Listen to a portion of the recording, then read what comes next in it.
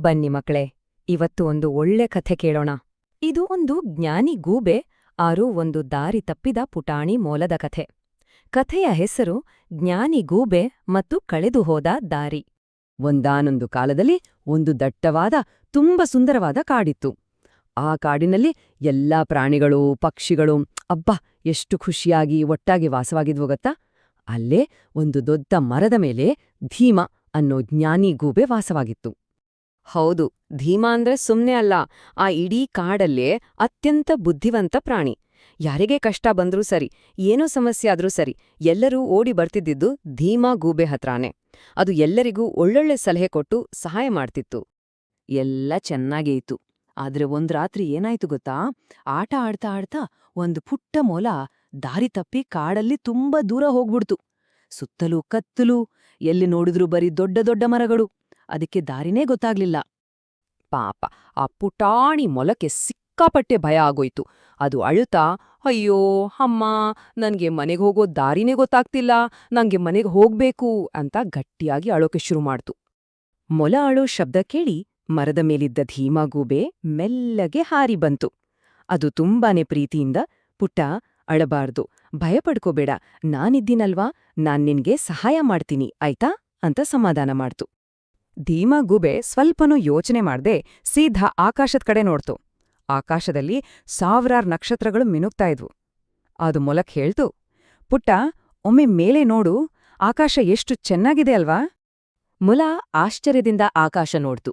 ಆಗ ಧೀಮಾ ಹೇಳಿತು, ಈ ನಕ್ಷತ್ರಗಳು ಸುಮ್ನೆ ಮಿಣುಗ್ತಾ ಇಲ್ಲ ಗೊತ್ತಾ, ಅವು ನಮಗೆ ದಾರಿ ತೋರಿಸೋಕೆ ಬಂದಿರೋ ದೀಪಗಳು. ಬಾ, ಅವುಗಳನ್ನೇ ನೋಡ್ಕೊಂಡ್ ಹೋಗೋಣ. ಹಾಗೇ ಹೇಳಿ ಧೀಮಾಗೂಬೆ ಮೆಲ್ಲಗೆ ಮುಂದೆ ಹಾರೋಕೆ ಶುರು ಮಾಡ್ತು. ಅದನ್ನ ನೋಡಿ ಪುಟಾಣಿ ಮೊಲಕ್ಕೆ ಧೈರ್ಯ ಬಂತು. ಅದು ಅದರ ಹಿಂದನೆ ಹೆಜ್ಜೆ ಹಾಕ್ತಾ ಮೊಯ್ತು. ಆ ನಕ್ಷತ್ರಗಳ ಬೆಳಕು ಅವರಿಬ್ರಿಗೂ ದಾರಿನ ತೋರಿಸ್ತಾ ಇತ್ತು. ಹೀಗೆ ಜ್ಞಾನಿಗೂಬೆ ದಾರಿ ತೋರಿಸ್ತಾ ಮುಂದೆ ಹೋದ್ರೆ ಪುಟ್ಟ ಮೊಲ ನಂಬಿಕೆಯಿಂದ ಅದರ ಹಿಂದೆಯೇ ಹೋಯ್ತು. ಸ್ವಲ್ಪ ದೂರ ಹೋಗ್ತಿದ್ದ ಹಾಗೆ ದೂರದಲ್ಲಿ ಏನೋ ಒಂದು ಪುಟ್ಟ ಬೆಳಕು ಕಾಣಿಸ್ತು. ಹೌದು, ಅದು ಮೊಲದ ಮನೆನೇ ಆಗಿತ್ತು. ಅಬ್ಬಾ, ತನ್ನ ಮನೆ ನೋಡಿದ ತಕ್ಷಣ ಮೊಲಕ್ಕೆ ಎಲ್ಲಿಲ್ಲದ ಸಂತೋಷ ಆಗೋಯ್ತು. ಅದರ ಭಯ ಎಲ್ಲ ಮಾಯವಾಗಿ ಮುಖದಲ್ಲಿ ದೊಡ್ಡ ನಗು ಬಂತು. ಮೊಲ ಖುಷಿಯಿಂದ ಧೀಮಾಗೂಬೆ ಕಡೆ ನೋಡಿ, ತುಂಬಾ ಧನ್ಯವಾದ ಗೂಬೆ ಅಕ್ಕ, ನೀವ್ ಸಿಗ್ದೇ ಇದ್ದಿದ್ರೆ ನಾನ್ ಏನ್ ಮಾಡ್ತಿದ್ದೇನೋ ಅಂತ ಹೃದಯದಿಂದ ಶೇಳಿತು. ಆ ರಾತ್ರಿ ಮೊಲ ಮನೆಗೆ ಬಂದಿದ್ದು ಮಾತ್ರ ಅಲ್ಲ, ಅದ್ರ ಜೊತೆಗೆ ಜೀವನಕ್ಕೆ ಬೇಕಾದ ಒಂದು ದೊಡ್ಡ ಪಾಠವನ್ನ ಕೂಡ ಕಲ್ತ್ಕೊಂಡಿತ್ತು. ಹೋಗೋಕ್ಕೂ ಮುಂಚೆ ಧೀಮಾಗೂಬೆ ನಗುತ್ತಾ ಮೊಲಕ್ಕೆ ಹೇಳಿತು, ಒಂದು ಮಾತು ನೆನ್ಪಿಟ್ಕೋ, ನಮ್ಮತ್ರ ಜ್ಞಾನ ಆರ್ ಧೈರ್ಯ ಇವೆರಡೂ ಇದ್ರೆ ಎಂಥ ಕಷ್ಟದ ದಾರಿಯನ್ನಾದ್ರೂ ನಾವು ಪಾರ್ ಮಾಡ್ಬಹುದು. ಕೇಳಿದ್ರಲ್ಲ ಮಕ್ಕಳೇ, ಈ ಕಥೆಯ ನೀತಿ ಇಷ್ಟೇ.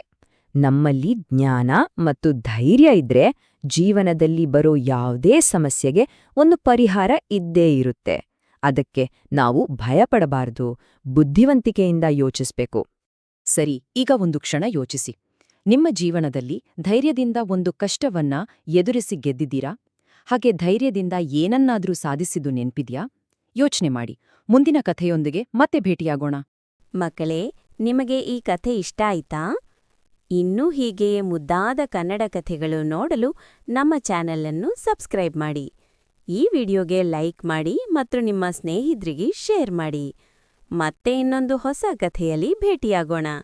ಬಾಯ್ ಮಕ್ಕಳೇ.